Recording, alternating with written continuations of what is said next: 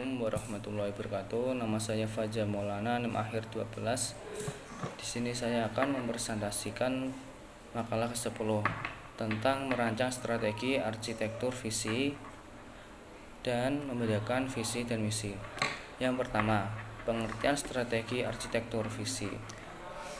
Menurut Georga Barna 92 menyatakan bahwa visi adalah suatu gambaran atau mental yang jelas mengenai masa depan yang lebih baik yang dikarenakan kepada orang tertentu karena pemahamannya yang akurat terhadap arti dan makna kehidupan, citra dan pesan diri serta kepekaan terhadap situasi yang ada. Adapun menurut Wibisana, visi merupakan rangkaian kalimat yang menyatakan cita-cita atau impian. Jadi visi itu adalah cita-cita dari sebuah perusahaan untuk dicapai, atau impian sebuah organisasi atau perusahaan yang ingin dicapai di masa depan.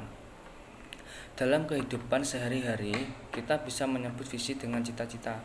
Namun visi biasa digunakan di dalam lembaga-lembaga maupun organisasi baik pemerintah maupun non-pemerintah. Jadi misi itu sering digunakan di berbagai lembaga-lembaga seperti lembaga yang sekarang dilakukan itu adalah lembaga organisasi kebanyakan dan lembaga-lembaga pemerintah atau non-pemerintah. Lanjut yang kedua, proses merancang strategi arsitektur. Proses merancang strategi arsitektur visi. Untuk membangun arsitektur strategi suatu perusahaan membentuk arsitek. Dalam hal ini, seorang manajer puncak perusahaan merupakan arsiteknya. Jadi manajer itu adalah puncak arsiteknya sebuah visi. Seorang manajer harus mempunyai perspektif mengenal manfaat baru atau manfaat fungsionalitas tentang apa yang akan ditawarkan, yang ditawarkan kepada pelanggan di masa yang akan datang. Perspektif mengenal apa sesungguhnya kompetensi ini baru yang akan dibutuhkan untuk menciptakan manfaat tersebut, serta bagaimana nanti seorang pelanggan dapat mengakses manfaat-manfaat tersebut secara paling efektif. Sebelum melakukan proses pembuatan visi, kita harus mengetahui terlebih dahulu faktor-faktor dalam pembuatan visi. Yang pertama yaitu fungsi visi, yang kedua karakteristik visi efektif, yang ketiga manfaat visi. Yang pertama, saya menjelaskan tentang fungsi arsitektur strategi visi. Yang pertama yaitu menunjukkan kepada perusahaan mengenai kompetensi apa saja yang harus mulai dibangun. Yang kedua, pelanggan baru mana yang harus mulai dipahami. Sekarang juga perusahaan yang baik harus bisa memahami apa yang diperlukan dan harus selalu melakukan inovasi terhadap produk-produk yang dibuat agar senantiasa menjadi perusahaan yang utama. Yang terakhir, prioritas pengembangan produk mana saja yang harus ditangani. Untuk fungsi arsitektur strategi yang terakhir yang memprioritaskan. Jadi fungsi visi itu harus bisa menunjukkan dan memahami karakter produknya. Yang kedua, karakter visi efektif. Yang pertama, dapat dibayangkan. Yang ketiga, menarik. Yang kedua, menarik. Yang ketiga, realitas dan dapat dicapai. Yang keempat, fokus atau jelas. Yang kelima, fleksibel, aspiratif dan responsif terhadap perubahan lingkungan. Jadi enggak harus kaku, gampangannya itu kaku, harus bisa fleksibel untuk mengikuti perkembangan zaman. Yang keenam, mudah dipahami. Jadi visi harus bisa mudah dipahami untuk mencapai sebuah kesuksesan. Lanjut yang ke manfaat strategi arsitektur visi. Manfaat visi bagi suatu organisasi adalah menjadi tujuan akhir sebuah organisasi.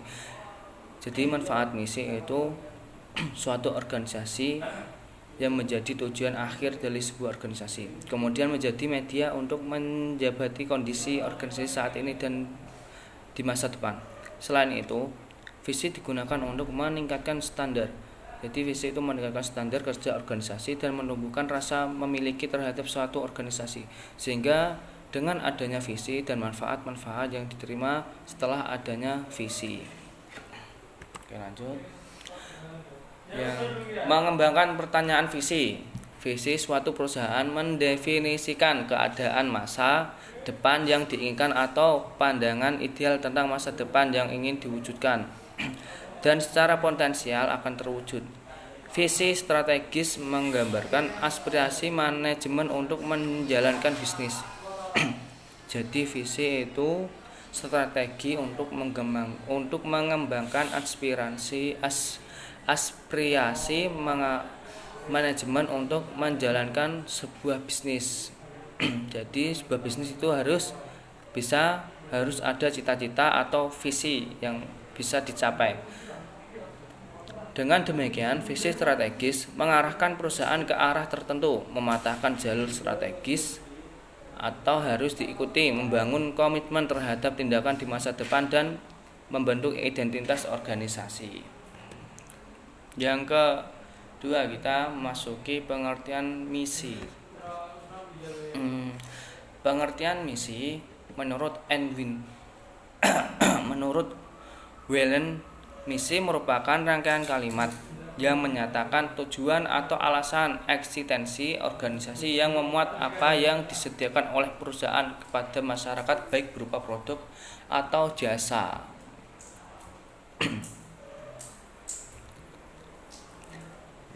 Seperti ketika kita menginginkan mendapatkan nilai yang baik dalam sebuah mata kuliah. Jadi misi itu adalah gerakan untuk mencapai sebuah visi. Lanjut. Membedakan visi dan misi. Yang pertama, definisi. Visi adalah tujuan dan cita-cita utama suatu organisasi yang ingin dicapai di masa depan. Sementara itu, untuk misi adalah penjabaran dari strategi tindakan dan tahapan dalam mencapai sebuah visi. Jadi definisi visi itu seperti cita-cita utama di sebuah organisasi. Untuk misi itu adalah penjabaran dari strategi atau tindakannya untuk mencapai sebuah visi atau cita-cita itu. Tujuan visi mempunyai tujuan jangka panjang dan orientasi masa depan. Sedangkan misi mempunyai tujuan jangka pendek dan orientasi masa kini. Sifat visi bersifat permanen dan berkaitan dengan kredibilitas suatu organisasi. Sementara itu untuk misi dapat berubah-ubah sesuai dengan kondisi. Jadi misi itu sangat permanen, tidak bisa diubah. Tapi bisa diubah dengan dengan keadaan lingkungan. Tapi kemudian itu nggak harus cepat diubah karena tahap lingkungan. Yang bisa diubah sangat cepat itu adalah misi, karena misi dapat berubah-ubah sesuai dengan kondisi. Apabila misi yang lama sudah tercapai, bisa dirubah menjadi misi yang baru namun tetap harus mencapai pada visi. Misi bisa diubah, akan tetapi harus bisa mencapai sebuah visi atau cita-cita tersebut yang telah dikomitmen, karena visi itu sebuah komitmen dari sebuah organisasi. Yang pertama, gaya bahasa. Visi dibuat dengan gaya singkat, padat, jelas dan mewakili. Bahasa kasarane niku sithik tapi mentes dan mewakili keseluruhan. Sedangkan misi dibuat dengan kalimat yang lebih panjang dan dijabarkan lebih panjang. Oke, lanjut. Karakteristik pernyataan misi.